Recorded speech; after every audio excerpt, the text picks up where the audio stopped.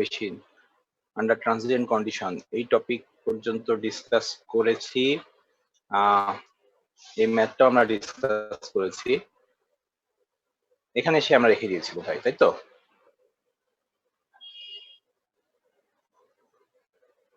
তো আমরা কি আজকে কি আমাদের এখান থেকে শুরু হওয়ার কথা 26 নম্বর সাইট থেকে? জি স্যার। আচ্ছা, তো 26 নম্বর স্লাইড থেকে যদি শুরু হওয়ার কথা থাকে তাহলে আমরা এখান থেকে শুরু করি। আমাদের লাস্ট ক্লাসে আমরা দেখানো হয়েছে স্যার, 26টাও দেখানো হয়েছে। 26 দেখানো হয়েছে, তার 26 27 শেষ, তাই তো? হ্যাঁ স্যার, জি স্যার, ম্যাথ এই ম্যাথটা শেষ, দেখানো। তাহলে আমরা 28 থেকে শুরু করব।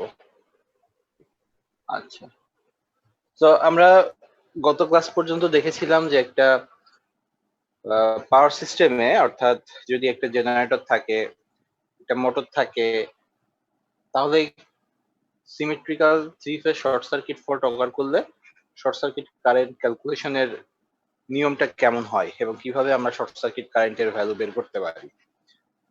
তো একটা আনলোডেড জেনারেটর বা একটা লোডেড জেনারেটর ফল্ট অকার করলে সেই ফল্ট কারেন্টটা কিভাবে ক্যালকুলেশন করে সেটা দেখেছি। এখন একটা পাওয়ার সিস্টেম হচ্ছে ইন্টারকানেক্টেড। এখানে কয়েকটা জেনারেটর একসাথে কানেক্ট থাকতে পারে, কয়েকটা লোড কানেক্ট থাকতে পারে, অর্থাৎ অনেকগুলো বাস একে অপরের সাথে কানেক্টেড অবস্থায় থাকতে পারে। তো এরকম একটা ইন্টারকানেক্টেড পাওয়ার সিস্টেমে যদি কোথাও ফল্ট অকার করে তখন আমরা কিভাবে ক্যালকুলেশন করব? তো ইন্টারকানেক্টেড পাওয়ার সিস্টেমে ফল্ট অকার করার ক্যালকুলেশন করার একটা মেথড হচ্ছে fault current calculation using the impedance matrix, অর্থাৎ ইম্পিডেন্স ম্যাট্রিক্স ইউজ করে ফল্ট কারেন্ট ক্যালকুলেশন করা। এটা হচ্ছে একটা মেথড। তো সেই মেথডটা আমরা ডিসকাস করব। তো এখানে অনেক কিছু লেখা আছে, তো মেথড বুঝে গেলে তোমরা এই লেখাগুলো পড়লে বুঝতে পারবে। তো মেথডটা ডিসকাস করি। তো মেথডটা ডিসকাস করার জন্য একটা পাওয়ার সিস্টেমের ডায়াগ্রাম কনসিডার করা হচ্ছে। তো এটা হচ্ছে একটা 4 বাস পাওয়ার সিস্টেম ডায়াগ্রাম। তো এই 4 বাস পাওয়ার সিস্টেম ডায়াগ্রামে 1 নম্বর বাসের সাথে একটা ট্রান্সফরমার হয়ে জেনারেটর কানেক্টেড, 3 নম্বর বাসের সাথে আরো একটা ট্রান্সফরমার হয়ে একটা মোটর কানেক্টেড। তো এটাকে যদি আমরা এইভাবে ডায়াগ্রামটাকে তার রিঅ্যাকটেন্স দিয়ে প্রকাশ করি, তো এই রিঅ্যাকটেন্সের ভ্যালুগুলো কোশ্চেনে দেওয়া আছে আসলে। তো একটা পার্টিকুলার এক্সাম্পল চুজ করা হয়েছে এই মেথডটা ডিসকাস করার জন্য। তো 1 নম্বর বাসের সাথে ফার্স্টে কানেক্টেড রিঅ্যাকটেন্সটা তার ট্রান্সফরমারের, তারপরেরটা হচ্ছে মেশিনের ইন্টারনাল রিঅ্যাকটেন্স বা সাবট্রানজিয়েন্ট রিঅ্যাকটেন্স। সো এভাবে প্রত্যেকটা কানেক্টিং লাইনের রিঅ্যাকটেন্স দেওয়া আছে। সো এটা একটা 4 বাস পাওয়ার সিস্টেম।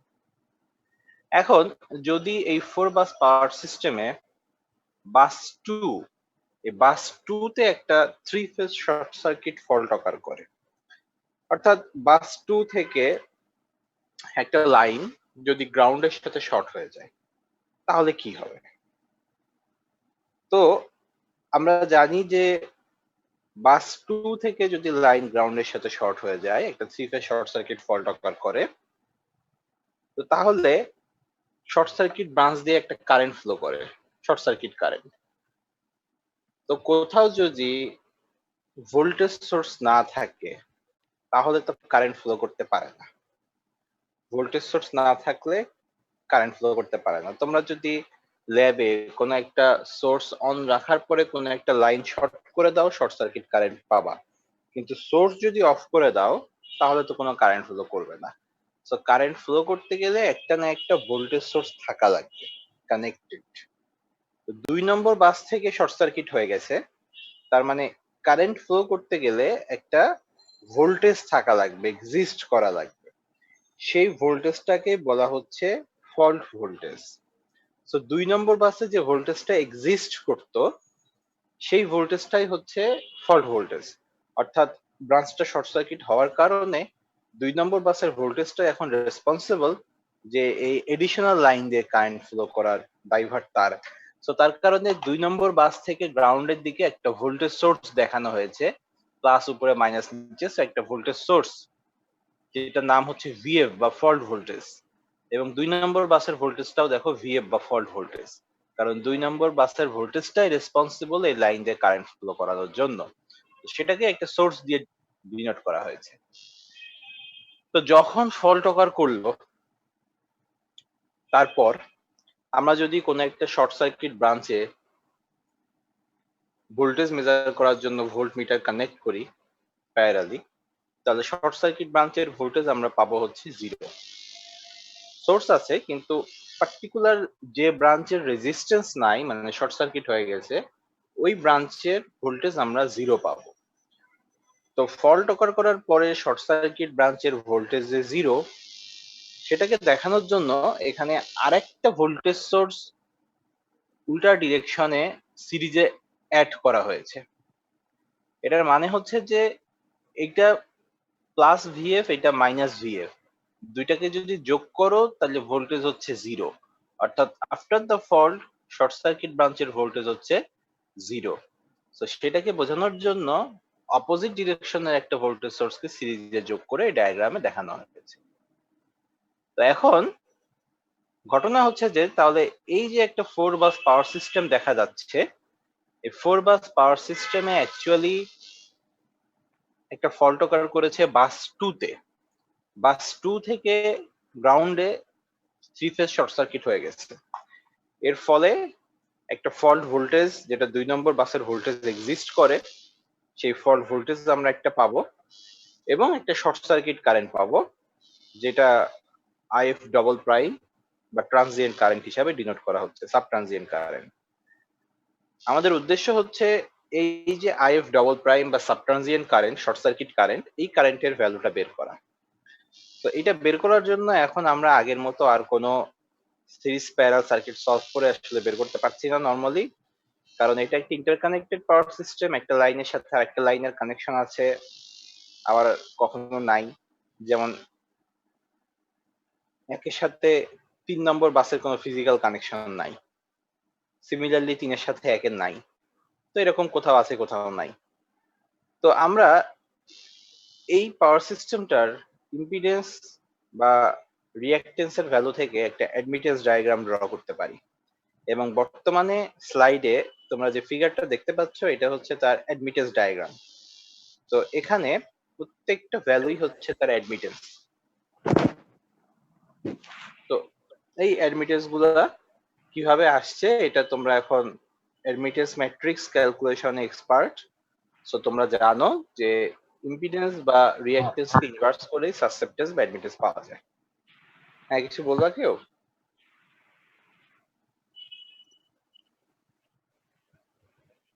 ওয়েল, সো আমরা তারপরে আসি। তো তারপরে ঘটনা হলো যে তাহলে আমরা অ্যাডমিটেন্স ম্যাট্রিক্স, অ্যাডমিটেন্স ডায়াগ্রাম দেখতে পাচ্ছি। এই অ্যাডমিটেন্স ডায়াগ্রাম থেকে আমরা একটা বাস অ্যাডমিটেন্স ম্যাট্রিক্স বা ওয়াই বাস ম্যাট্রিক্স বের করতে পারবো, এবং এটা হচ্ছে সেই 4x4 ওয়াই বাস ম্যাট্রিক্স।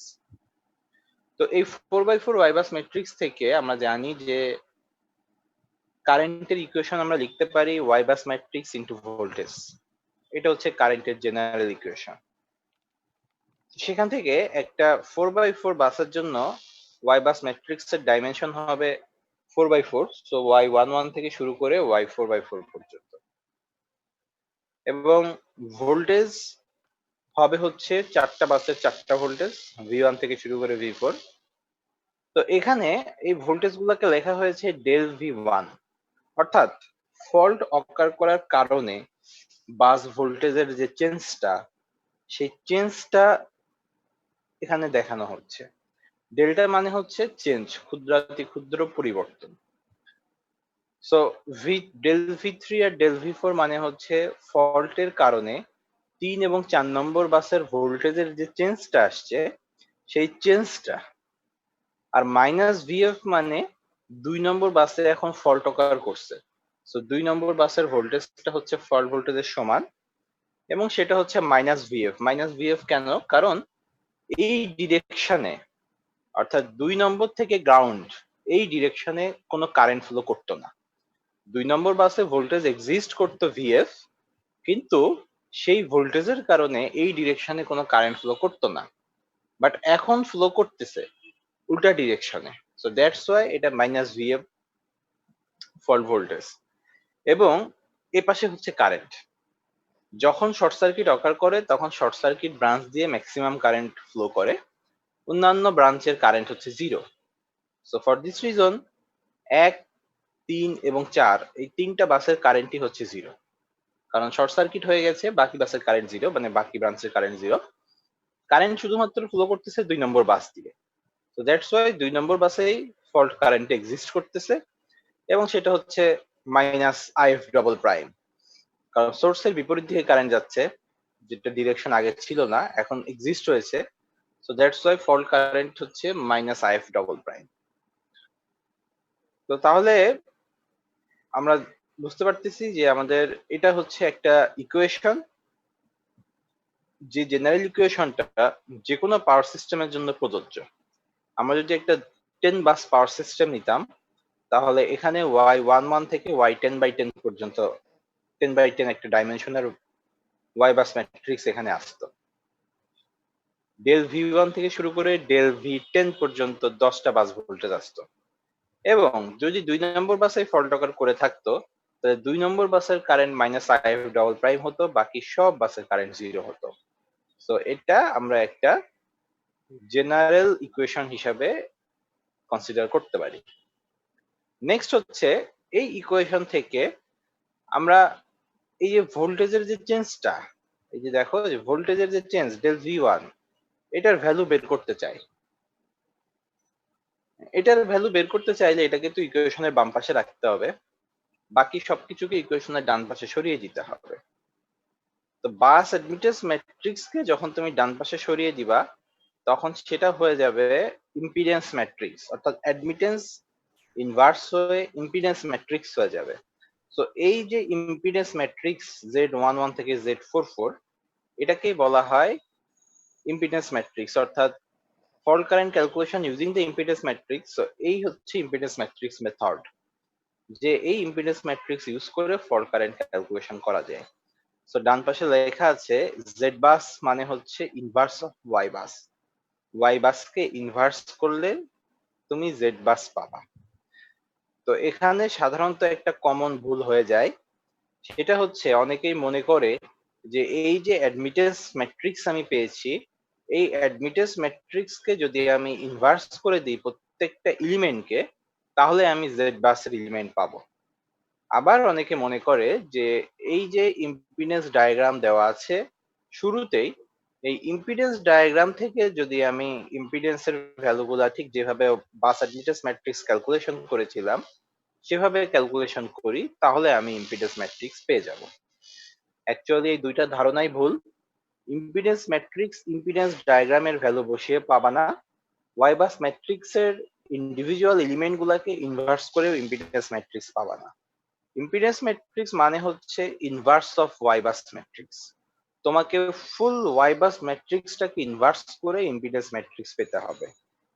ম্যাট্রিক্সকে ইনভার্স করা ছাড়া ইম্পিডেন্স ম্যাট্রিক্স পাওয়ার কোনো সুযোগ এখানে নাই।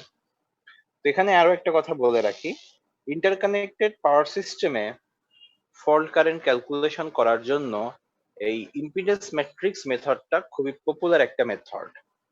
তো এই ইম্পিডেন্স ম্যাট্রিক্স দুই ভাবে ক্যালকুলেশন করা যায়। একটা হচ্ছে এই ওয়াই বাসকে ইনভার্স করে বের করা যায়, যেটা তোমাদের এই সিলেবাসের ভেতরে আছে, দ্যাটস ওয়াই আমি ডিসকাস করতেছি। আরেকটা মেথড হচ্ছে সরাসরি এই ইম্পিডেন্স ডায়াগ্রাম থেকে ইম্পিডেন্স ম্যাট্রিক্স ক্যালকুলেশন করা যায়। সে একটা মেথড আছে, একটা নিয়ম আছে, যে নিয়ম অ্যাপ্লাই করে সরাসরি ইম্পিডেন্স ম্যাট্রিক্স থেকে বাস ইম্পিডেন্স ম্যাট্রিক্স ক্যালকুলেশন করা যায়, অ্যাডমিটেন্স ম্যাট্রিক্স না বের করেও। তো ওটা তোমাদের সিলেবাসের অন্তর্ভুক্ত না, তো এই কারণে আমি সেই মেথডটা ডিসকাস করতেছি না। তবে এতটুকু বলে রাখি, সেই মেথডটা এই বাস অ্যাডমিটেন্স ম্যাট্রিক্স কে ইনভার্স করে পাওয়ার থেকে যথেষ্ট কমপ্লেক্স একটা মেথড। তো যেহেতু ওইটা বেশি কমপ্লেক্স, সেহেতু ওইটা তোমাদের সিলেবাসে অন্তর্ভুক্ত নাই। বাট তোমাদেরকে বলে রাখলাম, ইন ফিউচারে কোনো কোর্সে বা এমএসসি তে যে যদি তোমরা পাওয়ার সিস্টেম পড়ো, তখন তোমরা দেখবা যে কিভাবে আমরা ইন্টারকানেক্টেড নেটওয়ার্কের শর্ট সার্কিট কারেন্ট ক্যালকুলেশন করার সময় ডিরেক্টলি ডায়াগ্রাম থেকে তার ইম্পিডেন্স ম্যাট্রিক্স ফরমেশন করে থাকি। ওয়েল, সো আমাদের এখানে যে ডিসকাশনটা আছে আমরা সেটাই শেষ করি। তো তাহলে তোমাদেরকে কি করতে হবে, তোমরা একটা ওয়াই বাস ম্যাট্রিক্স কে ইনভার্স করলে দেন জেড বাস পাবা। তো নেক্সট হচ্ছে আমি এখান থেকে প্রত্যেকটা বাস ভোল্টেজের চেঞ্জ বের করতে পারি, কারণ ম্যাট্রিক্স থেকে ইকুয়েশন লেখা এখন খুব ইজি একটা কাজ। আমি যদি ডেল ভি ওয়ান এর ইকুয়েশন বের করতে চাই, তো ডান পাশে সবই তো জিরো, একমাত্র 2 নম্বর বাসের কারেন্টই এক্সিস্ট করতেছে। তার মানে 2 নম্বর বাসের এলিমেন্টটাই সার্কিটে এক্সিস্ট করবে। সো ডেল ভি ওয়ান যদি বের করি, এটার ইকুয়েশন হবে Z12 into minus if double prime. Similarly আমি যদি ডেল ভি ফোর বের করি, এটার ইকুয়েশন হবে Z42 minus if double prime. তার মানে যে বাসে ফল্ট অকার করতেছে সেই বাসের এলিমেন্টই অ্যাকচুয়ালি এক্সিস্ট করে, বাকি আর অন্য কোনো এলিমেন্ট এক্সিস্ট করে না, কারণ বাকি সব বাসের কারেন্ট জিরো। তাহলে এখান থেকে আমরা short circuit current IF double প্রাইমের ইকুয়েশন বের করতে পারি। IF double prime is equal to VF by Z22। VF হচ্ছে ফল্ট ভোল্টেজ, যেটা আমাদের জানা থাকবে। So VF divided by Z22।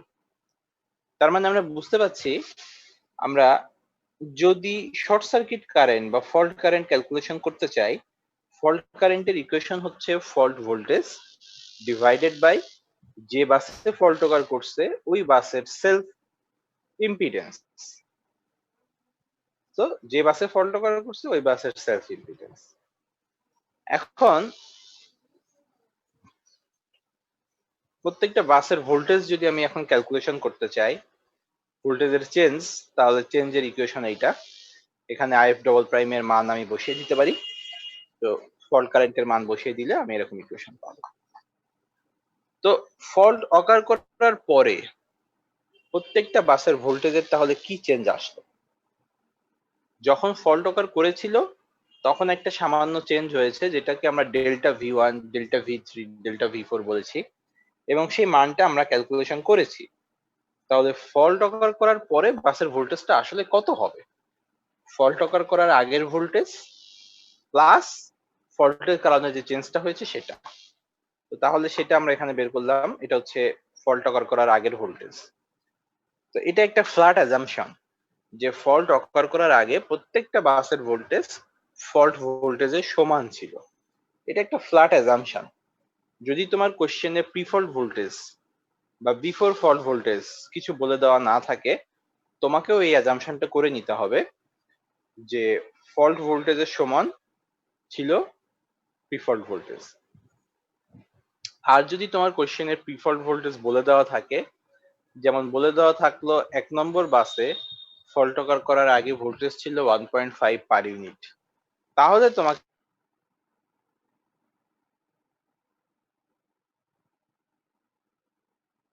সবগুলো বাসের ভোল্টেজ ফল্ট ভোল্টেজের সমান এবং তার সাথে এখন ভোল্টেজের চেঞ্জটা যোগ করতে হবে। যথারীতি ভোল্টেজের চেঞ্জের ইকুয়েশন আমরা যেটা পেলাম সেটা বসিয়ে দিলাম।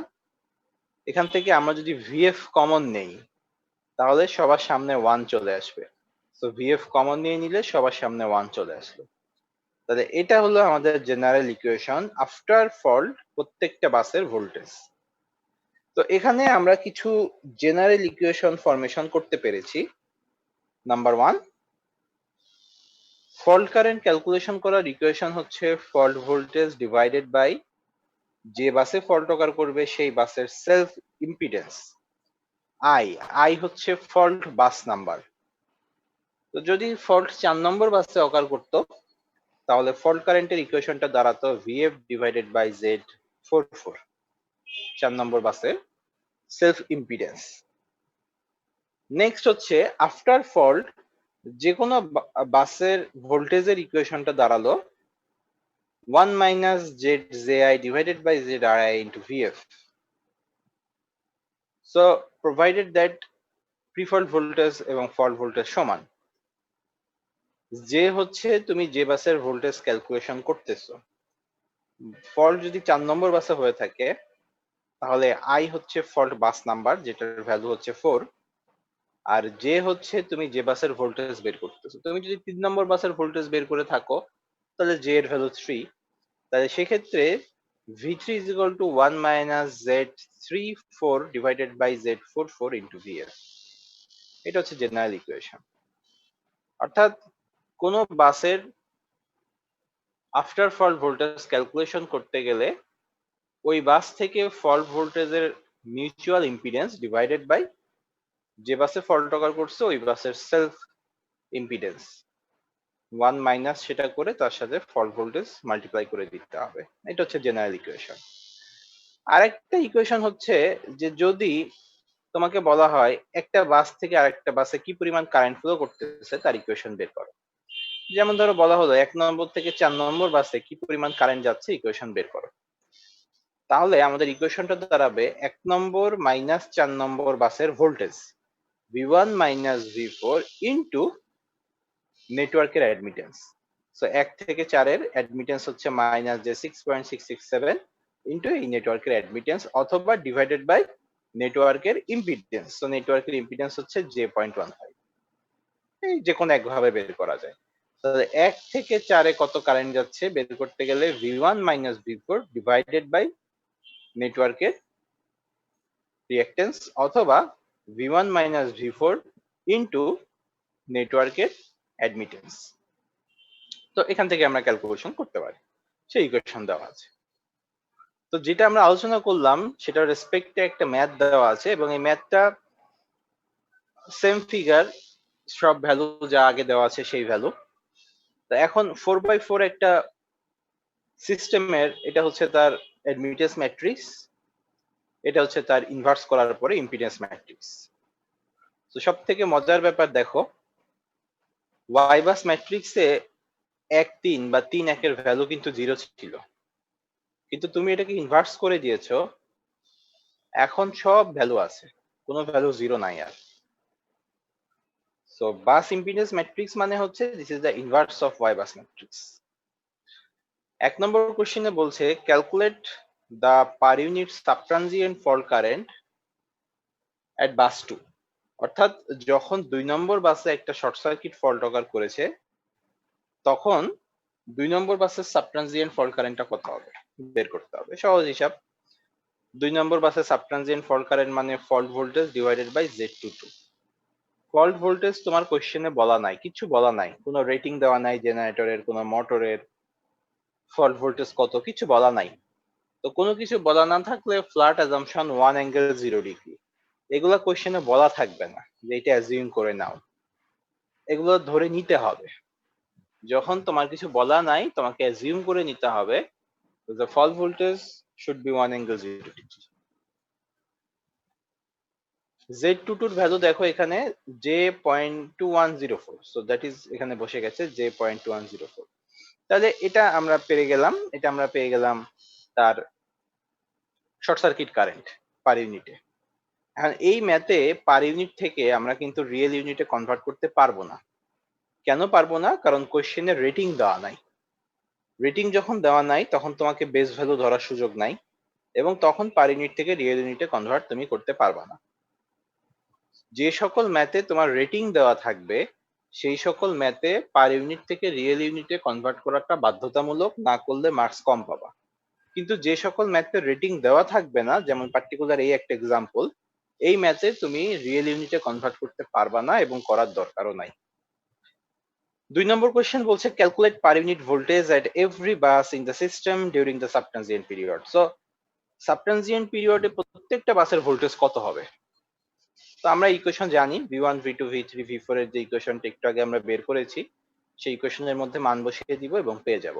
2 নম্বর বাসে যেহেতু ফল্ট অকার করছে তার বাস ভোল্টেজ 0 হবে ডেফিনেটলি এবং বাকিগুলোর জন্য আমরা পেয়ে যাব।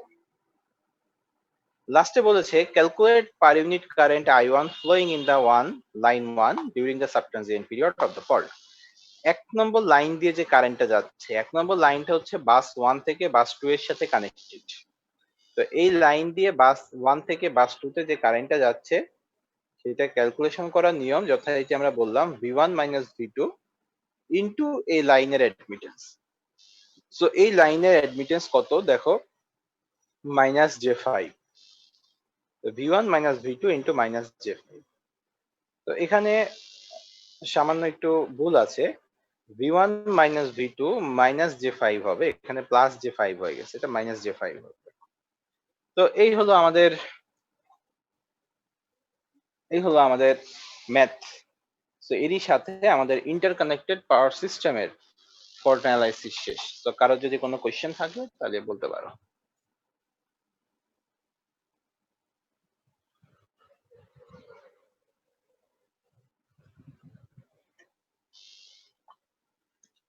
স্যার এই ম্যাথের ক্ষেত্রে যেরকম আমাদের ওই যে অ্যাডমিটেন্স ডায়াগ্রাম থেকে ইম্পিডেন্স ডায়াগ্রামটা করে দেওয়া ছিল, তো অন্যান্য ম্যাথের ক্ষেত্রে তো নাও করে দেওয়া ছিল, সেক্ষেত্রে আমাদের ইনভার্স করে পুরোটা করতে হবে, দেন তারপরে এই স্টেপগুলোতে।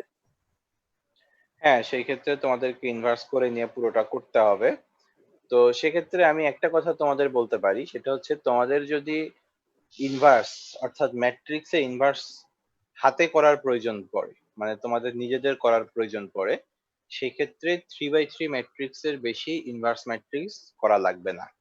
এখানে যেমন একটা 4/4 ম্যাট্রিক্সকে ইনভার্স করার প্রয়োজন পড়েছে, বাট তোমাদের যদি ম্যাট্রিক্স ইনভার্স হাতে করার প্রয়োজন পড়ে, সেই ক্ষেত্রে 3/3 ম্যাট্রিক্সের বেশি বড় ম্যাট্রিক্স দিব না। আর যদি 7-8 ম্যাট্রিক্স থাকে, সেই ম্যাট্রিক্স গুলা বা একটা 7/7 বা 8/8 ম্যাট্রিক্স, এই ম্যাট্রিক্স গুলা তোমাদেরকে হাতে ইনভার্স করা লাগবে না, এগুলা ইনভার্স করে দেওয়াই থাকবে। যদি হাতে ইনভার্স করার প্রয়োজন পড়ে, সেটা ম্যাক্সিমাম 3/3, এর উপরে না।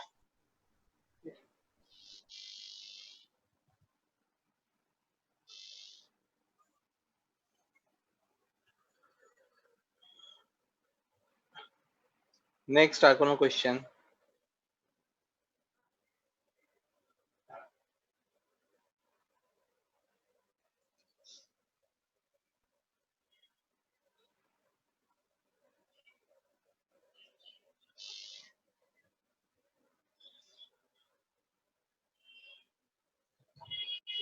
সো আর যদি কোনো কোয়েশ্চেন না থাকে, তাহলে আমরা আমাদের ইন্টারকানেক্টেড পাওয়ার সিস্টেমের ফল্ট অ্যানালাইসিস বুঝে গেলাম। এরই সাথে আমাদের symmetrical three phase short circuit ফল্টের আলোচনা শেষ। Symmetrical three phase short circuit fault নিয়ে আমরা অনেক ডিটেলস আলোচনা করলাম। এরই সাথে আমাদের এই আলোচনা শেষ। আমাদের এখন শুরু হবে আনসিমেট্রিক্যাল ফল্টের আলোচনা।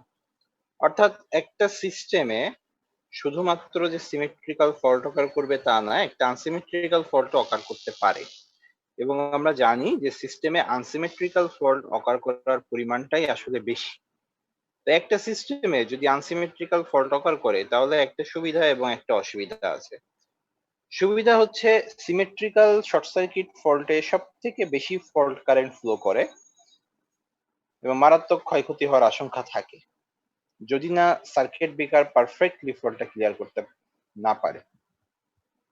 এটা হচ্ছে আনসিমেট্রিক্যাল ফল্টের সুবিধা, যে অপেক্ষাকৃত কম শর্ট সার্কিট কারেন্ট ফ্লো করে compare to symmetrical three phase short circuit fault.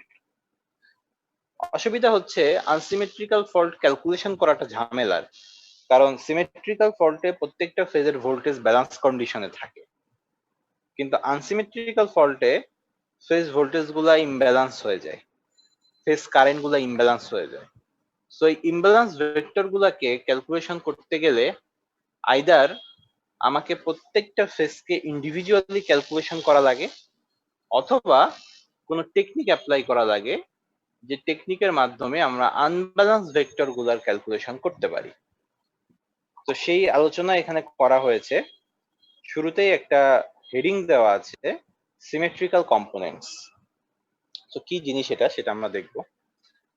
তো এখানে বলা আছে যে আনসিমেট্রিক্যাল ফল্ট অকার করলে আনব্যালেন্স ভেক্টর গুলাকে ব্যালেন্স করার জন্য সলিউশনের যে টেকনিকটা অ্যাপ্লাই করা হয়, সেটা যথেষ্ট পুরানো। 1918-এ সিএল ফর্টিস্কিউ এই থিওরেমটা ইনভেনশন করে। তো তার নাম অনুসারে এটাকে ফর্টিস্কিউ থিওরেম বলে। সো ফর্টিস্কিউ থিওরেম কি জিনিস আসলে? ফর্টিস্কিউ থিওরেমটা হচ্ছে, তোমরা এখানে তিনটা ফিগার দেখতে পাচ্ছ। সো এই ফিগার গুলা কোনটা কি মিন করতেছে সেটা আমরা বলি। একটা সিস্টেমে যখন ফল্ট অকার করে নাই, একটা সিস্টেম যখন ঠিকঠাক আছে, ব্যালেন্স কন্ডিশনে আছে, তখন ওই সিস্টেমটার ভোল্টেজ বা কারেন্ট, সেটাকে ডিনোট করা হচ্ছে একদম প্রথম ফিগার দিয়ে, এই ফিগারটা দিয়ে। হ্যাঁ, তো এটা ভোল্টেজকে বোঝাচ্ছে বলে ভি দিয়ে রিপিট দেখানো হয়েছে। যদি এটা কারেন্ট দিয়ে বোঝাই, তাহলে এটাকে আই দিয়ে দেখানো হবে, আর কিচ্ছু না। ঠিক আছে? তো আমরা জানি যে ব্যালেন্স সিস্টেমে ভোল্টেজ গুলার ম্যাগনিটিউড সমান থাকে। তো এই কারণে তিনটা ফেজের ভোল্টেজের ম্যাগনিটিউডই সমান, আই মিন তাদের লেন্থ সমান করে আঁকানো হয়েছে, এবং তাদের মাঝে অ্যাঙ্গেলের ডিফারেন্স 120 থাকে। সো তোমরা দেখতে পাচ্ছ যে এদের প্রত্যেকের মাঝে অ্যাঙ্গেলের ডিফারেন্স 120 আছে। এই তাদের ফেজ সিকোয়েন্সটা, সিস্টেমের phase sequence clockwise ABC, anti clockwise ACB. তা এটা হচ্ছে একটা original unbalance system before the fault, যখন কোনো ফল্ট অকার করে নাই তখন। যখন এই সিস্টেমে ফল্ট অকার করবে, এই সিস্টেমে যখন ফল্ট অকার করবে, তখন এই সিস্টেমের ভোল্টেজ বা কারেন্টের ভেক্টর এইগুলা এরকম সুন্দর মতো ব্যালেন্স কন্ডিশনে আর থাকে না, এগুলা অন্যরকম হয়ে যায়। তো এগুলা অন্যরকম আসলে কেমন হয় সেটা আমরা একটু দেখবো এখন। তো সেটা আমরা একটু দেখি যে অন্যরকম আসলে কেমন হবে। তো আমরা একটু বয়ে যাই।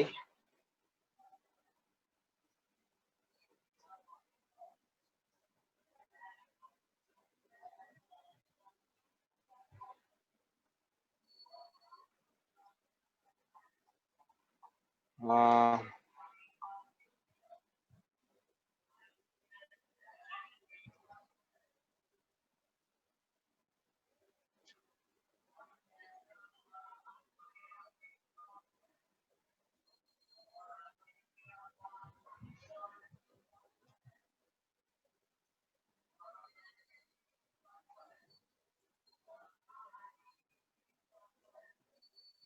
যে ফিগারটা তোমাদের দেখাতে চাচ্ছি সেই ফিগারটা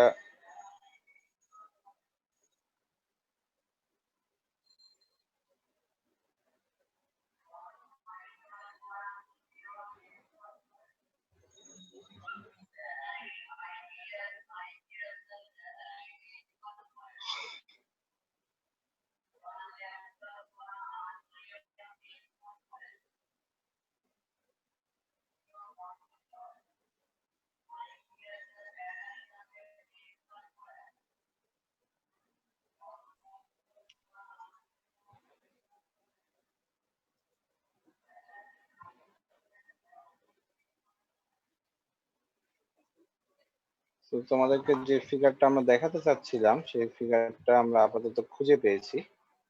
তো আমরা তোমাদেরকে দেখাই। তো এটা স্টিফেনসনের বইয়ের স্ক্রিন, তোমরা যেটা দেখতে পাচ্ছ সরাসরি স্টিফেনসনের বইয়ের স্ক্রিন, আর কিছু না। তো এটা ফিগার 10.2, তার মানে এটা 10 নম্বর চ্যাপ্টার। তো এখান থেকে একটু দেখো যে এই ফিগারটাতে যখন একটা সিস্টেমে আনসিমেট্রিক্যাল ফল্ট অকার করলো, সিস্টেমের ভেক্টর গুলো আনব্যালেন্সড হয়ে গেল। তো ফলে এই যে ভি এ, এই ভি এর ম্যাগনিটিউডটা দেখো সবার থেকে বড় লাগতেছে। এটা হচ্ছে ভিবি, এটার ম্যাগনিটিউড তার থেকে কম, আর এটা হচ্ছে ভিসি, এটার ম্যাগনিটিউড আরো কম। তার মানে এটার ব্যালেন্স কন্ডিশনে নাই, এক একটার ম্যাগনিটিউড এক এক রকম হয়ে গেছে। শুধু সেখানেই থামে নাই, এ থেকে সি এই ফেজের মাঝখানে এখন আর 120 ডিগ্রি ফেজ ডিফারেন্স নাই। সি থেকে বি এদের মাঝখানে ফেজ ডিফারেন্স এখন লেস দেন 90 হয়ে গেছে। তো এই ফিগারটা এটা বোঝাচ্ছে যে যখন একটা সিস্টেমে আনসিমেট্রিক্যাল ফল্ট অকার করে, সিস্টেমের ভেক্টর গুলার অবস্থা এরকম হয়ে যায়। এখন কেমন অ্যাকচুয়ালি হবে এটা ডিপেন্ড করতেছে ফল্ট ভোল্টেজ বা ফল্ট কারেন্ট, ইম্পিডেন্স লাইনের এগুলার উপরে ডিপেন্ড করতেছে অ্যাঙ্গেলের ডিসপ্লেসমেন্ট কত হবে, ম্যাগনিটিউডের হেরফের কতটুকু হবে। বাট এটা একটা ইন জেনারেল ধারণা বোঝানোর জন্য যে সিস্টেমের ভেক্টর গুলো এরকম উল্টোপাল্টা হয়ে যায়, আগের মতো ব্যালেন্স থাকে না, এরকম উল্টোপাল্টা হয়ে যায়। তো তাহলে আমরা এখান থেকে বুঝতে পারলাম যে আমাদের যখন একটা সিস্টেমে যখন আমাদের আনসিমেট্রিক্যাল ফল্ট অকার করবে, এরকম সুন্দর যে ব্যালেন্স ভেক্টরটা সিস্টেমের ছিল এটার চেহারা খুবই উল্টাপাল্টা হয়ে যাবে। তো সেই আনব্যালেন্স ভেক্টর গুলাকে ক্যালকুলেশন করার নিয়ম হচ্ছে ফর্টিস্কিউ থিওরেম অ্যাপ্লাই করে ক্যালকুলেশন করা যায়। সো ফর্টিস্কিউ থিওরেম কি করতেছে, ধরো তুমি সব ঠিকঠাক আছো, সুস্থ আছো, নর্মালি কোনো সমস্যা নাই। এখন হঠাৎ করে বাসা থেকে বের হয়ে কোথাও যাইতে যে রাস্তায় সামহাও তুমি হোঁচট খেয়ে পড়ে গেলা, তোমার পায়ে হয়তো একটু কেটে গেল। সো কেটে গেলে এখন পায়ে একটু রক্ত পড়তেছে, কেটে গেছে যেহেতু, তো তুমি ডিসপেন্সারিতে গেলা, ওষুধ লাগালা, ব্যান্ডেজ করলা, ঠিক হয়ে গেল। সো ব্যান্ডেজ করে তুমি দেন হাঁটা শুরু করলা। তো তাহলে তুমি নর্মাল কন্ডিশনে পুরোটাই ঠিকঠাক ছিল, কোনো দরকার ছিল না, বাট কোনো একটা দুর্ঘটনার কারণে যখন তোমার পায়ে কেটে গেল, তখন সেই রক্ত বন্ধ করার জন্য তুমি এডিশনাল ব্যান্ডেজ, মলম ইউজ করলা, এবং সেটা ইউজ করে তুমি তোমার রক্ত পড়াটা বন্ধ করলা এবং এগেইন তুমি তোমার কাজ শুরু করলা। তো সিমিলারলি যখন একটা সিস্টেমে আনসিমেট্রিক্যাল ফল্ট অকার করে, তখন সিস্টেমের ভেক্টর গুলো আনব্যালেন্সড হয়ে গেল। এই আনব্যালেন্স ভেক্টরকে আমরা ব্যালেন্স ভেক্টরে কনভার্ট করব ক্যালকুলেশন করার জন্য। সো আনব্যালেন্স ভেক্টরকে ব্যালেন্স ভেক্টরে কনভার্ট করার জন্য এক্সট্রা করে কিছু ব্যালেন্স ভেক্টর সিস্টেমে ইন্ট্রোডিউস করা হয়। তোমার পায়ের যেমন রক্ত পড়া বন্ধ করার জন্য এক্সট্রা করে মলম, ব্যান্ডেজ শরীরে দেওয়া লাগলো, ঠিক সেভাবেই আনব্যালেন্স ভেক্টর গুলাকে ব্যালেন্স করার জন্য এক্সট্রা করে কিছু ব্যালেন্স ভেক্টর সিস্টেমে অ্যাড করা হয়। এই যে এক্সট্রা ব্যালেন্স ভেক্টর সিস্টেমে অ্যাড করা হচ্ছে, এই ব্যালেন্স ভেক্টর গুলার নামই হচ্ছে সিমেট্রিক্যাল কম্পোনেন্ট। এটার নাম হচ্ছে সিমেট্রিক্যাল কম্পোনেন্ট। তাহলে সিমেট্রিক্যাল কম্পোনেন্ট কি জিনিস? By definition, the symmetrical component whenever a unsymmetrical fault occur in a power system, that time the voltage and current vector will be imbalanced. For calculation purpose, to balance this imbalance vector, additional balance vector should be introduced in the system. These additional balance vectors are called symmetrical component. So symmetrical component এর ডেফিনেশনটা তাহলে দাঁড়ালো, যখন একটা unsymmetrical fault সিস্টেমে অকার করে, সিস্টেমের vector গুলো imbalance হয়ে যায়, তখন ক্যালকুলেশনের জন্য ওই ইমব্যালেন্স ভেক্টরকে ব্যালেন্স করার জন্য আমরা এডিশনাল কিছু ব্যালেন্স ভেক্টর সিস্টেমে ইন্ট্রোডিউস করি। ওই এডিশনাল ব্যালেন্স ভেক্টর গুলাকেই বলা হয় সিমেট্রিক্যাল কম্পোনেন্ট। তো কোয়েশ্চেন হচ্ছে আমরা এডিশনাল কয়টা ভেক্টর ইন্ট্রোডিউস করব? থ্রি ফেজ পাওয়ার সিস্টেমের ফেজ আছে তিনটা, সো এডিশনাল ভেক্টর লাগবে তিনটা। থ্রি ফেজ পাওয়ার সিস্টেম, তিনটা ফেজ, তিনটা আনব্যালেন্স ফেজ। সো তিনটা আনব্যালেন্স ফেজকে ব্যালেন্স করার জন্য তিনটা এডিশনাল ব্যালেন্স ভেক্টর লাগবে। এখন এই তিনটা এডিশনাল ব্যালেন্স ভেক্টরের প্রত্যেকটার আবার তিনটা করে ভাগ আছে, কারণ প্রতিটা ফেজকে ব্যালেন্স করতে গেলে তিনটা ভেক্টর লাগবে। প্রতিটা ফেজকে ব্যালেন্স করতে গেলে তিনটা ভেক্টর লাগবে। সো তিনটা ফেজকে ব্যালেন্স করতে গেলে 3 ইন্টু 3, 9টা ভেক্টর লাগবে। কিন্তু সিমেট্রিক্যাল কম্পোনেন্ট তিনটা এবং প্রত্যেকটা তিনটা করে ভাগ আছে, তো 3 3 3 মানে 9টা ভেক্টর। তো এবার আমরা এই ভেক্টর গুলোর পরিচিতিটা একটু দেখি। তো প্রথমে বলা হচ্ছে, এক নম্বরে লেখা আছে positive sequence voltage, I mean positive sequence symmetrical component. Voltage হইলে ভোল্টেজ, কারেন্ট হইলে কারেন্ট, ইন জেনারেল আমরা এটাকে বলতে পারি positive sequence symmetrical component. So what is the positive sequence symmetrical component? Original সিস্টেমটা দেখতে যেমন, পজিটিভ সিকোয়েন্স সিমেট্রিক্যাল কম্পোনেন্ট হুবহু তার একটা রেপ্লিকা, আর কিচ্ছু না। অর্থাৎ অরিজিনাল সিস্টেমে প্রত্যেকটা ভেক্টরের ম্যাগনিটিউড সমান ছিল, পজিটিভ সিকোয়েন্সেও তাই থাকবে। অরিজিনাল সিস্টেমে একটা আরেকটার সাথে 120 ডিগ্রি ডিসপ্লেসমেন্টে ছিল, পজিটিভ সিকোয়েন্সেও তাই থাকবে। অরিজিনাল সিস্টেমে ফেজ সিকোয়েন্স ছিল এন্টি ক্লকওয়াইজ এসিবি, পজিটিভ সিকোয়েন্সেও phase sequence anti clockwise ACB থাকবে। সো এটা অরিজিনাল সিস্টেমের একেবারে হুবহু রেপ্লিকা। সো পজিটিভ সিকোয়েন্সের কম্পোনেন্ট তাহলে তিনটা, একটা হচ্ছে এ ফেজের জন্য VA1, বি ফেজের জন্য VB1, সি ফেজের জন্য VC1। এই যে এই ওয়ান গুলা ডিনোট করে তারা positive sequence symmetrical component. One stand for two represent this component as a positive sequence symmetrical component. Next হচ্ছে নেগেটিভ সিকোয়েন্স সিমেট্রিক্যাল কম্পোনেন্ট। এটা কি জিনিস? নামে বোঝা যাচ্ছে নেগেটিভ সিকোয়েন্স, অর্থাৎ এদের ম্যাগনিটিউডও সমান থাকবে, বিকজ এরা ব্যালেন্স ভেক্টর। এদের মাঝে অ্যাঙ্গেলের ডিফারেন্স 120 করেই থাকবে, খালি ফেজ সিকোয়েন্সটা অরিজিনালের উল্টা। তো অরিজিনাল যদি এন্টি ক্লকওয়াইজ এসিবি হয়, এরা এন্টি ক্লকওয়াইজ এবিসি, অরিজিনালের উল্টা, দ্যাটস ওয়াই নেগেটিভ, এবং এদেরকে ডিনোট করা হয় সাফিক্স 2 দ্বারা, 2। And last zero sequence. So zero sequence মানে হচ্ছে এদের ম্যাগনিটিউড সমান, কিন্তু এদের মাঝে কোনো ফেজ ডিফারেন্স নাই, ফেজ ডিফারেন্স 0 ডিগ্রি। এখন আমি যদি বলি যে তোমার বাসা থেকে তোমার ডিস্টেন্স হচ্ছে 0 কিলোমিটার বা 0 মিটার, তার মানে তোমার অবস্থান কোথায়? তোমার অবস্থান তোমার বাসাতে। যেহেতু বাসার থেকে তোমার ডিস্টেন্স হচ্ছে 0 মিটার, তার মানে তুমি তোমার বাসাতেই আছো। ঠিক সেমনি ভাবে এদের ফেজ ডিফারেন্স যদি 0 ডিগ্রি হয় এবং ম্যাগনিটিউড সমান হয়, তার মানে একটা আর একটা, প্রত্যেকটা ভেক্টর একটা আর একটার উপরে আছে, তাদের সবার মান সমান। ভিএ জিরোর যা ভ্যালু, ভিবি জিরোরও তাই ভ্যালু, ভিসি জিরোরও তাই ভ্যালু, এরা প্রত্যেকেই সমান। তো পাওয়ার সিস্টেমে বলার সময় এদেরকে আসলে নট প্রোনাউন্সিয়েশন করা হয়, অর্থাৎ VA naught, VB naught, VC naught, এভাবে প্রোনাউন্সিয়েশন করা হয়। তো যাই হোক, এই হচ্ছে 3টা সিমেট্রিক্যাল কম্পোনেন্ট, এবং দেখো প্রত্যেকটা সিমেট্রিক্যাল কম্পোনেন্টের 3টা করে ভাগ। যেমন পজিটিভ সিকোয়েন্সের 3টা ভাগ, VA1, VB1, VC1। কেন 3টা? বিকজ ফেজ 3টা। নেগেটিভ সিকোয়েন্সেরও 3টা ভাগ, বিকজ ফেজ 3টা। জিরো সিকোয়েন্সেরও 3টা ভাগ। তো তাহলে এই সকল সিমেট্রিক্যাল কম্পোনেন্ট ইউজ করে আমরা আমাদের সিস্টেমের ভেক্টরটাকে ব্যালেন্স করতে পারি। যেমন এখানে এক্সাম্পলে দেখানো হয়েছে, VA এই আনব্যালেন্স ভেক্টরকে ব্যালেন্স করতে এই 3টা সিমেট্রিক্যাল কম্পোনেন্ট বসানো হয়েছে, VA1, VA2, VA0। এই 3টাকে যদি আমরা যোগ করি তাহলে অ্যাকচুয়ালি আমরা V এর ভ্যালুটা পেয়ে যাব। সিমিলারলি VB এবং VCর জন্য প্রযোজ্য।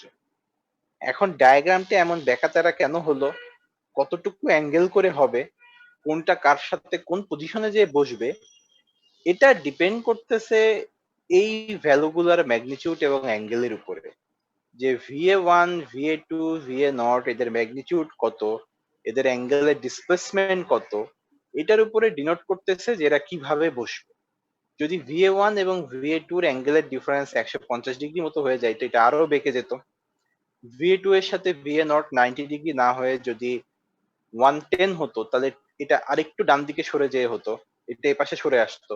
সো এটা ডিপেন্ড করতেছে কার ম্যাগনিটিউড কত, কার অ্যাঙ্গেল কত, তার উপরে যে এটা কত বেঁকাতারা একটা ছবি হবে বা কে কিভাবে বসবে। তো এটা আমরা কিভাবে বুঝবো? আমরা এখনো কারেন্ট ক্যালকুলেশন বা ভোল্টেজ ক্যালকুলেশনে আসি নাই। তো যখন আমরা ক্যালকুলেশন করব তখন আমরা দেখবো যে এটা কে কত ভ্যালু আসে। আরেকটা ব্যাপার হচ্ছে, যদি আমাদের ভেক্টর ডায়াগ্রাম আঁকার প্রয়োজন হয়, তখনই আমাদের এই ভেক্টর ডায়াগ্রামের প্রয়োজন। যেমন মেশিন 2 তে আমরা সিনক্রোনাস জেনারেটর বা মোটরের জন্য ভেক্টর ডায়াগ্রাম ড্র করেছিলাম, তখন আমরা অ্যাঙ্গেল ম্যাগনিটিউড ঠিকঠাক মতো হিসাব করে ডায়াগ্রাম আঁকিয়েছি। বাট এই সকল ম্যাথে আমাদেরকে ভেক্টর ডায়াগ্রাম আঁকাতে বলবে না। তো যেহেতু ভেক্টর ডায়াগ্রাম আঁকাতে বলবে না, সেহেতু ভেক্টর ডায়াগ্রাম নিয়ে আমাদের চিন্তা করা লাগবে না। বাট তোমরা ভেক্টর ডায়াগ্রাম আঁকাতে পারো ওয়ান্স তোমাদের হাতে এই ভ্যালু এবং অ্যাঙ্গেল গুলো চলে আসবে তখন। ওয়েল, সো এতটুকু নিয়ে কারো কোনো কোয়েশ্চেন আছে কিনা?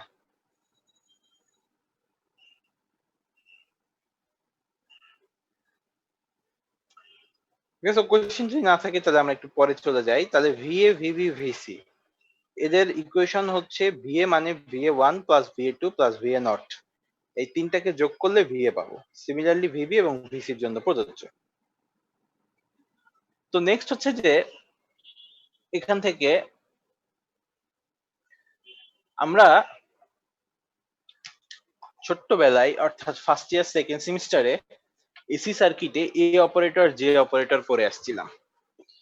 তো সেই সময় আমরা যে এ অপারেটর পড়েছিলাম, সেটা বলা হয়েছিল যে এটা 1 অ্যাঙ্গেল 120 একটা অপারেটর। এটা ইউজ করা হয় 3 ফেজ পাওয়ার সিস্টেমে একটা ফেজের সাথে আরেকটা ফেজের ডিসপ্লেসমেন্ট বুঝাতে।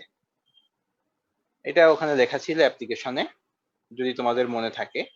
তো এই অ্যাপ্লিকেশন তোমরা দেখো নাই, বাট তোমরা কিছু উল্টাপাল্টা জিনিস দেখেছিলা, যেমন a plus a square plus a cube সমান সামথিং হাবিজাবি কিছু একটা ছিল। তো এরকম কয়েকটা প্রমাণ বোধহয় তোমরা করেছিলা, হাতে কলমে পরীক্ষায় আসছিল। যাই হোক, তো এই অপারেটর হচ্ছে একটা 1 অ্যাঙ্গেল 120 ডিগ্রি অপারেটর। এটার উদ্দেশ্যই হচ্ছে একটা 3 ফেজ পাওয়ার সিস্টেমে একটা ভেক্টর থেকে আরেকটা ভেক্টরের ডিসপ্লেসমেন্ট বোঝাতে ব্যবহার করা হয়। তো এই অ্যাপ্লিকেশনটা হয়তো তোমরা মনে যদি থাকে যে শুনে এসেছো, কিন্তু দেখোনি, এখন আমরা সেটা দেখবো, অ্যাপ্লাই করব। তো এ অপারেটর মানে হচ্ছে 1 অ্যাঙ্গেল 120, এ স্কোয়ার 1 অ্যাঙ্গেল 240, এ কিউব 1 অ্যাঙ্গেল 360 এবং এই তিনটার যোগফল 0। যাই হোক, আমরা এই ভিএ ভিবি ভিসি এই যে তিনটা ভেক্টর, এই তিনটা ভেক্টরের সিমেট্রিক্যাল কম্পোনেন্ট এসেছে 9টা। তো এই 9টার পরিবর্তে 3টা সিমেট্রিক্যাল কম্পোনেন্ট দিয়ে বাকিগুলাকে রিপ্লেস করে ফেলবো। অর্থাৎ VB1 VB2 VB0 এদেরকেও আমরা VA1 VA2 VA0 দিয়ে প্রকাশ করব। সেম ফর ভিসির জন্য। সেটা কিভাবে করতে পারি সেটা দেখো। VB1 সমান আমরা কি লিখতে পারি? এই যে পজিটিভ সিকোয়েন্স সিমেট্রিক্যাল কম্পোনেন্টের ফিগার, এই ফিগারে VB1 হচ্ছে এখানে আছে, এই যে ব্লু লাইন VB1।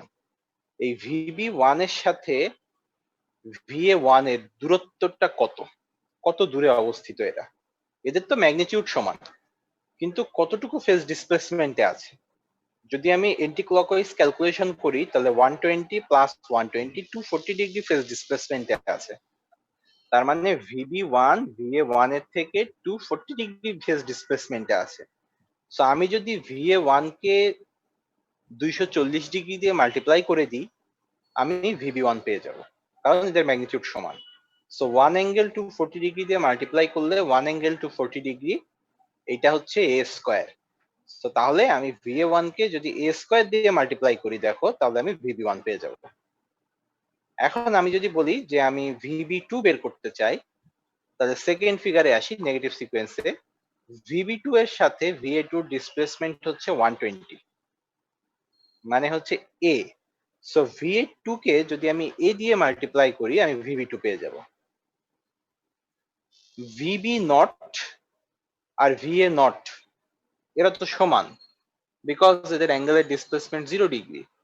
কোনো মাল্টিপ্লাইয়ের দরকার নাই, VB0 এর পরিবর্তে VA0 বসাই দিতে পারবো। VC1 এ আসি। VC1 আর VA1 এদের মাঝে ডিসপ্লেসমেন্ট 120। সো VC1 কে প্রকাশ করতে গেলে VA1 কে যদি আমি এ দিয়ে মাল্টিপ্লাই করি, আমি VC1 পাবো। সিমিলারলি VC2 এর সাথে VA2 ডিসপ্লেসমেন্ট এন্টিক্লকওয়াইজ 240 ডিগ্রি। তার মানে আমি VA2 কে যদি এ স্কোয়ার দিয়ে মাল্টিপ্লাই করি, আমি VC2 পেয়ে যাব। আর VC0 VA0 সমান। তাহলে নিচের দিকে এখন দেখো ইকুয়েশনে কি দাঁড়ালো। আমি VB এবং VC এদের ইকুয়েশনটাকে VA0 VA1 এবং VA2 দিয়ে রিপ্লেস করে ফেললাম। তো আমি যদি এখন তিনটে সিমেট্রিক্যাল কম্পোনেন্টের মান জানি, VA0 VA1 VA2, তাহলে আমি বাকি সবগুলো সিমেট্রিক্যাল কম্পোনেন্ট এবং ফেজ ভোল্টেজ সবকিছুর মান জানতে পারবো। কোশ্চেন হচ্ছে সিমেট্রিক্যাল কম্পোনেন্টের মান আমি কিভাবে বের করব? তো আমরা এখন এটাই ডিরাইভ করব যে সিমেট্রিক্যাল কম্পোনেন্টের মান কিভাবে বের করা যায়। তো এই যে তিনটা ইকুয়েশন আছে, এখানে একটু হাবিজাবি লেখা আছে, এই লেখাগুলা জানা না জানা সমান কথা। তো এখানে এই যে তিনটা ইকুয়েশন আছে, এই তিনটা ইকুয়েশনকে আমি ম্যাট্রিক্স ফর্মে সাজায় লিখতে পারি। আমরা ইকুয়েশন থেকে ম্যাট্রিক্স, ম্যাট্রিক্স থেকে ইকুয়েশন, এগুলো এখন আমাদের মানে এক চুটকির কাজ। আসলে আমরা এগুলো এখন এক্সপার্ট, আমরা পারি। তো ছোট্ট একটা কথা বলে রাখি, যখন একাধিক ইকুয়েশন থাকে, সেই ইকুয়েশন গুলাকে ইন্ডিভিজুয়াল সলভ করার থেকে ম্যাট্রিক্স ফর্মে সাজিয়ে সলভ করাটা ইজিয়ার, সহজ। তো এই কারণে আমরা পাওয়ার সিস্টেমে যখনই একাধিক ইকুয়েশন পাই, সেটাকে আমরা ম্যাট্রিক্স বানিয়ে সলভ করি, কারণ এটা হচ্ছে সহজ উপায়। এটা কঠিন না, এটা হচ্ছে সহজ উপায়। এটা না করে যদি তুমি ইন্ডিভিজুয়ালি ইকুয়েশন গুলাকে সলভ করার চেষ্টা করতা, তাহলে তোমার জন্য অনেক কঠিন হয়ে যাইতো। এই তিনটা ইকুয়েশনকে তুমি যদি এখন অপনয়ন, প্রতিস্থাপন, আরো কি কি সব হাবিজাবি প্রসেস আছে, সেই সব প্রসেস দিয়ে সলভ করার চেষ্টা করো, এটা অনেক বড় সড়ো একটা প্রসেস। তো তার থেকে সহজ হচ্ছে এই ইকুয়েশন গুলাকে ম্যাট্রিক্সে সাজায় সলভ করা।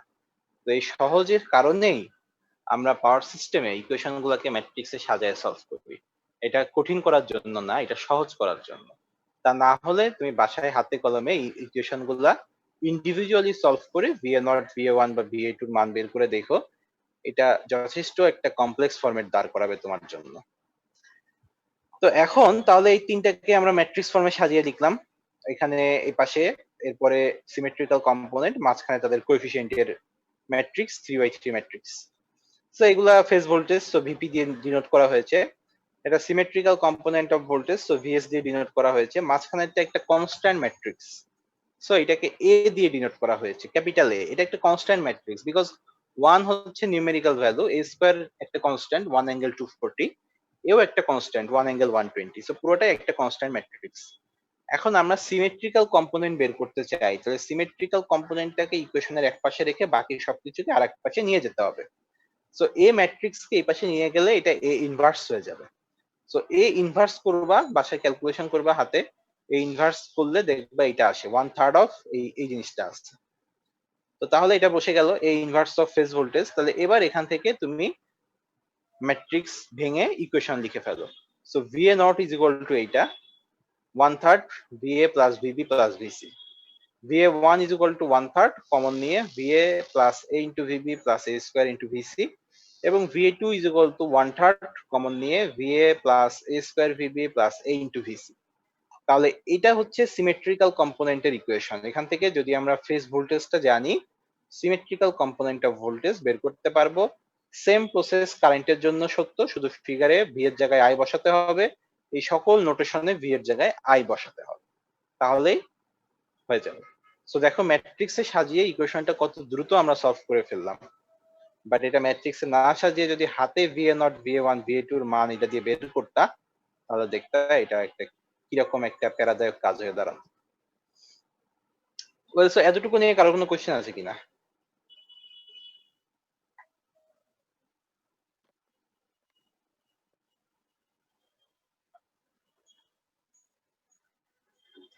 সো এতটুকু যদি কোশ্চেন না থাকে, তাহলে দেখো এরপরে একটা মজার প্রমাণ আছে, এটা তোমাদের হোমওয়ার্ক দিলেই ভালো হতো, তারপরেও এখানে করে দেওয়া আছে। Prove that the neutral current of a three-phase alternator is equal to the 3 times of its zero sequence current component. তোমাকে প্রমাণ করতে বলছে যে একটা অল্টারনেটরের নিউট্রাল দিয়ে যে কারেন্টটা যায় সেটা তার জিরো সিকোয়েন্স কারেন্ট কম্পোনেন্টের 3 গুণ। তো এই প্রমাণটা এখান থেকে শুরু করতে হবে, ফিগার গুলো দিতে হবে, কারেন্টের প্রমাণ যেহেতু ভি এর জায়গায় আই লিখতে হবে, তারপরে এখান থেকে সব লিখে আসতে হবে। এখানে সেম দেখো, ফেজ কারেন্ট সমান সিমেট্রিক্যাল কম্পোনেন্ট, এগুলাকে সব এ দিয়ে রিপ্লেস করলাম, তারপরে এ ম্যাট্রিক্স ইনভার্স করলাম, সিমেট্রিক্যাল কম্পোনেন্ট অফ কারেন্টের ইকুয়েশন বের করলাম। এখান থেকে পার্থক্য একটা লাইনে, যে আমরা জানি কোনো একটা মেশিনের গ্রাউন্ড যদি কানেকশন করা থাকে তার নিউট্রালের সাথে, অর্থাৎ একটা ওয়াই কানেক্টেড জেনারেটর তার নিউট্রালটা যদি গ্রাউন্ডের সাথে কানেক্ট করা থাকে, তাহলে নিউট্রাল দিয়ে গ্রাউন্ডের দিকে যে কারেন্টটা ফ্লো করবে সেটা ইন্ডিভিজুয়ালি 3 ফেজ দিয়ে যে কারেন্ট ফ্লো করতেছে তার যোগফলের সমান। সো নিউট্রাল দিয়ে টোটাল কারেন্ট ফ্লো করে যেটা 3 ফেজে কারেন্টের যোগফলের সমান। So I A naught is equal to আমরা লিখতে পারি 1/3 of I A plus IB plus IC. এই আই এ আইবি আইসি মানে হচ্ছে আই এন বা নিউট্রাল। তাহলে I A naught is equal to 1/3 of I N, তাহলে I N is equal to 3 into I zero, অর্থাৎ neutral current সমান সমান 3 Times of zero sequence current component. প্রমাণ শেষ। তো এখান থেকে আরেকটা গুরুত্বপূর্ণ সিদ্ধান্তে আমরা আসতে পারি, সেটা হচ্ছে যদি সিস্টেমটার নিউট্রাল কানেকশন গ্রাউন্ডের সাথে দেওয়া না থাকে, তাহলে নিউট্রাল দিয়ে তো কোনো কারেন্ট যাবে না, যেহেতু নিউট্রাল গ্রাউন্ডের সাথে কানেক্ট করা নাই। সো নিউট্রাল দিয়ে যদি কোনো কারেন্ট না যায়, তাহলে তো জিরো সিকোয়েন্স কারেন্ট কম্পোনেন্ট কি হবে? নিউট্রাল কারেন্ট যদি জিরো হয়, তাহলে zero sequence current component zero. So একটা সিস্টেমে, একটা মেশিনের নিউট্রাল কানেকশন যদি গ্রাউন্ডের সাথে দেওয়া না থাকে, ওই মেশিন দিয়ে বা ওই সিস্টেম দিয়ে কোনো জিরো সিকোয়েন্স কারেন্ট ফ্লো করবে না। দ্যাটস ওয়াই কোনো ডেল্টা সার্কিটে জিরো সিকোয়েন্স কারেন্ট ফ্লো করে না, because of this neutral connection কোনো ডেল্টা সার্কিটে জিরো সিকোয়েন্স কারেন্ট ফ্লো করে না। সো এই প্রমাণটা হয়ে গেল একেবারে সহজ প্রমাণ। এবার ছোট্ট ছোট্ট ম্যাথ আছে, পাওয়ার সিস্টেমে আমরা বড় বড় ম্যাথ দেখেছি তো, আর এটা ছোট্ট ছোট্ট ম্যাথ। তো এই ম্যাথ গুলো সব তোমরা এমনিই পারবা, বলার অপেক্ষা রাখে না। যদি একটা একটু বলি, যে একটা লাইন আছে 3 phase 4 wire system, A B C phase current দেওয়া আছে, সিমেট্রিক্যাল কম্পোনেন্ট বের করতে হবে, ইকুয়েশনে মান বসাই দিবা। সিমিলারলি তোমার এখানে সিমেট্রিক্যাল কম্পোনেন্ট অফ ভোল্টেজ দেওয়া আছে, ফেজ ভোল্টেজ বের করতে হবে। ইকুয়েশনের মান বসালেই হয়ে যাবে। এই ছোট ছোট ম্যাথ, ইকুয়েশনের মান বসালেই ভোল্টেজ কারেন্টের মান পেয়ে যাবে। সো আজকের লাস্ট টপিক, এই স্লাইডটা পড়িয়ে আমাদের আজকের টপিক শেষ। আজকের আলোচনা আমাদের এখানে শেষ। এই 49 নম্বর স্লাইডটা শেষ করে দিলে। তো এই স্লাইডটা শেষ করতে বেশিক্ষণ লাগবে না, 5 মিনিটের ব্যাপার। আমরা জানি যে একটা কমপ্লেক্স পাওয়ার থ্রি ফেজ সিস্টেমের ইকুয়েশন হচ্ছে পি প্লাস জে কিউ, অর্থাৎ ভোল্টেজ ইন্টু কারেন্ট কনজুগেট। যদি থ্রি ফেজের জন্য ইকুয়েশনটা লিখি, তাহলে তিনটা ফেজের পাওয়ারের যোগফল, অর্থাৎ প্রথম phase VA into I conjugate plus VB into IB conjugate plus VC into IC conjugate, এদের যোগফল হচ্ছে থ্রি ফেজ কমপ্লেক্স পাওয়ারের equation. So power in terms of symmetrical component, এটা হচ্ছে হেডিং, অর্থাৎ এই পাওয়ারের ইকুয়েশনটাকে আমরা সিমেট্রিক্যাল কম্পোনেন্ট দিয়ে প্রকাশ করব। এটা তো ফেজ কম্পোনেন্ট দিয়ে দেওয়া আছে, এবং যে ইকুয়েশনের ডেরিভেশন আমরা অলরেডি ছোটবেলায় 1-2 তে শিখে এসেছি, এটা আমরা জানি। কিন্তু সিমেট্রিক্যাল কম্পোনেন্ট আমরা নতুন শিখলাম। সিমেট্রিক্যাল কম্পোনেন্ট দিয়ে থ্রি ফেজ পাওয়ারের ইকুয়েশনটা কি দাঁড়ায় সেটা এখন আমরা দেখব। তো এটা মোটেই কঠিন কাজ না, ছোট্ট একটা প্রমাণ। কমপ্লেক্স পাওয়ারের ইকুয়েশন তাহলে দাঁড়ালো voltage into current conjugate. Matrix ফর্মে লেখা হয়েছে। ভোল্টেজটা শুয়ে আছে, দেখতে খারাপ লাগলো, মনে হলো এটাকে সোজা করে দিই, অর্থাৎ রো ভেক্টরকে কলাম ভেক্টরে করে দিব, ট্রান্সপোজ করে দিলাম, আর কিছু না। এখন আমরা সিমেট্রিক্যাল কম্পোনেন্টকে নিয়ে আসবো। সো ডান পাশে ইকুয়েশনটা লেখা আছে, ফেজ ভোল্টেজ মানে A matrix into symmetrical component of voltage, similar for phase current.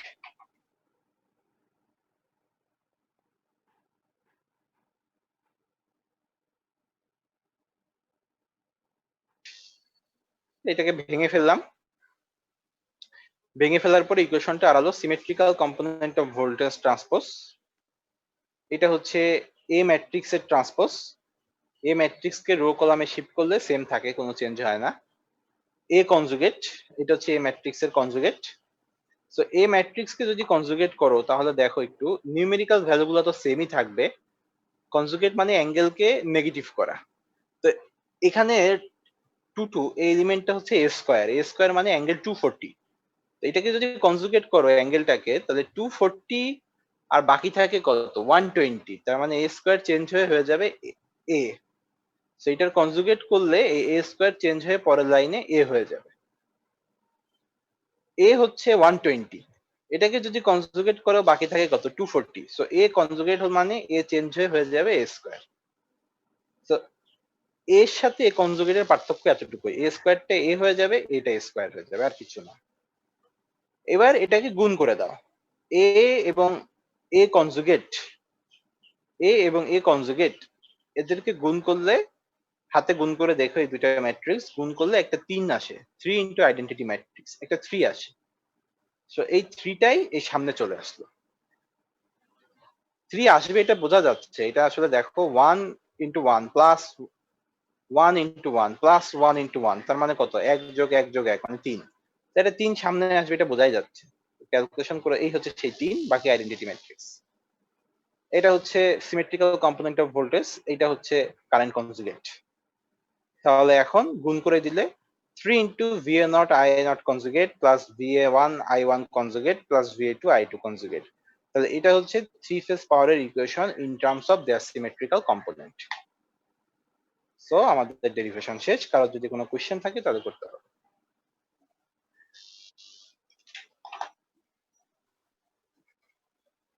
Sir 2 নম্বর লাইনটা আরেকবার বলুন। 2 নম্বর লাইন মানে কি, এই যে এইটা, জি স্যার।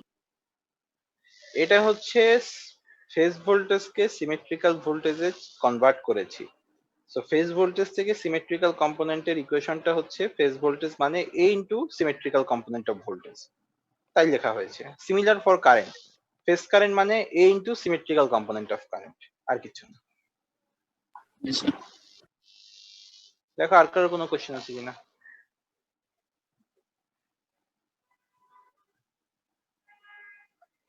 সো কোয়েশ্চেন যদি না থাকে, এরই সাথে আমাদের 49 স্লাইড পর্যন্ত শেষ এবং সিমেট্রিক্যাল কম্পোনেন্ট শেষ। নেক্সট ক্লাসে আমরা সিকোয়েন্স নেটওয়ার্ক নিয়ে ইনশাল্লাহ ডিসকাস করব। তো সেই পর্যন্ত সবাই সুস্থ থাকো, ভালো থাকো এবং আমরা সুস্থ থাকি, ভালো থাকি, দোয়া রাখো। তো আজকে এ পর্যন্তই। তাহলে আমি ক্লাস শেষ করতেছি। আল্লাহ হাফেজ।